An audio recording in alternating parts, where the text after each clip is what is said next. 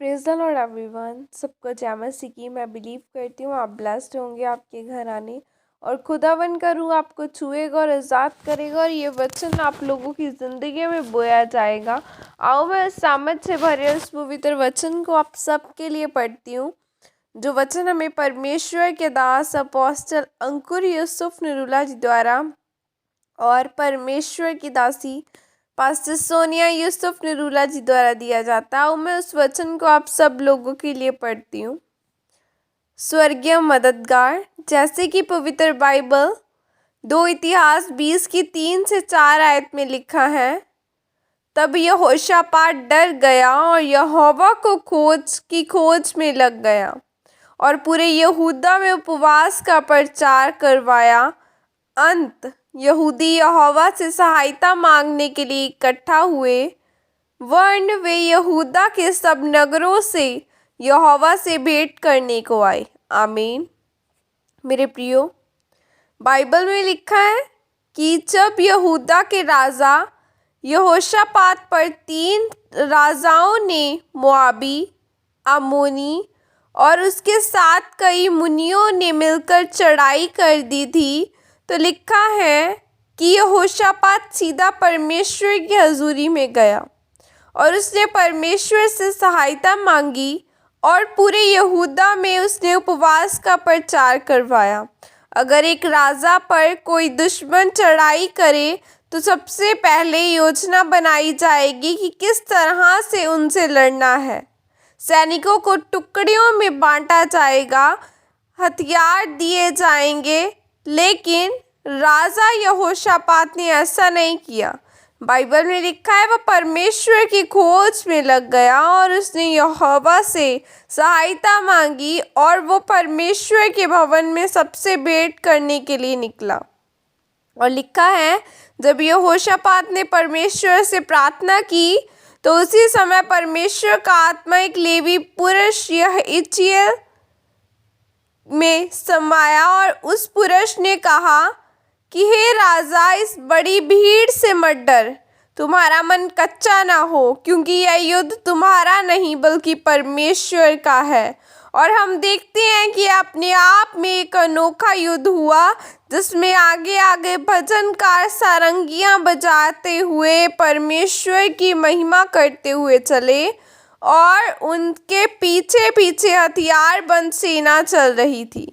और हम देखते हैं कि इसमें यहोशापात को लड़ाई नहीं करनी पड़ी, पर परमेश्वर ने तीनों राजाओं के मन में आपस में युद्ध करने के लिए गड़बड़ी डाल दी और वो तीनों राजे आपस में ही लड़कर मर गए। इसीलिए हम देखते हैं कि जब यहोशापात परमेश्वर के पास सहायता मांगने के लिए गया तो परमेश्वर ने उसकी प्रार्थना को सुना और उसको प्रार्थना का उत्तर भी दिया। परमेश्वर ने अपने दूत को लड़ाई लड़ने के लिए भेजा। इसीलिए अगर आप भी परमेश्वर पर भरोसा रखकर उसकी हजूरी में प्रार्थना करने के लिए बैठते हैं तो परमेश्वर आपकी प्रार्थना को सुनकर उत्तर देते हैं और आपके पास अपने स्वर्गीय मददगार भेजते हैं, जो आपको जीत दिलाने के लिए मदद और सहायता करते हैं।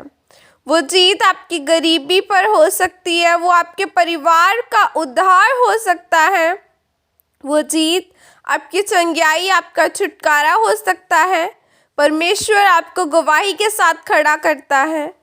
जब यहोशापात राजा ने अपनी सोच से और दुनियावी तरीके से लड़ाई को नहीं लड़ा और उसने आत्मिक तरीके के साथ लड़ाई को लड़ा, इसलिए परमेश्वर ने शत्रुओं को उसके हाथों में समर्पित कर दिया।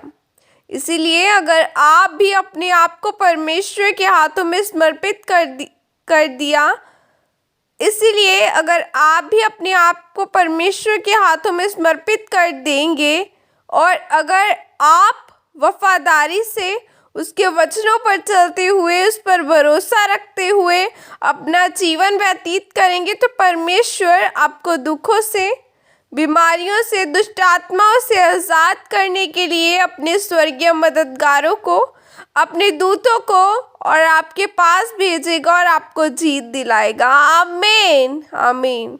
और यह प्रार्थना आपके द्वारा की जाए। सर्वशक्तिमान परमेश्वर, इस वचन के लिए पिता मैं आपका धन्यवाद करती हूँ और मैं यहाँ प्रार्थना करती हूँ कि परमेश्वर आप अपने स्वर्गीय मददगारों को हमारे लिए भेजें, जो हमें दुखों से, हमें बीमारियों से, परेशानियों से छुटकारा दे, जो हमें आज़ाद करे। प्रभु यीशु मसीह के सामर्थ्य नाम में मांगती हूँ, आमीन, हालेलुया। खुदावन सचमुच आपको आज़ाद करे, आपकी बीमारियों से, आपके रोगों को वो आपको ऊंचा करे और ऊंचाइयों पर लेकर जाए। खुदावन आपको ऊंचा करे और वचन कहता है कि मत डर, मत घबरा, मैं तेरे साथ रहने वाला परमेश्वर हूँ।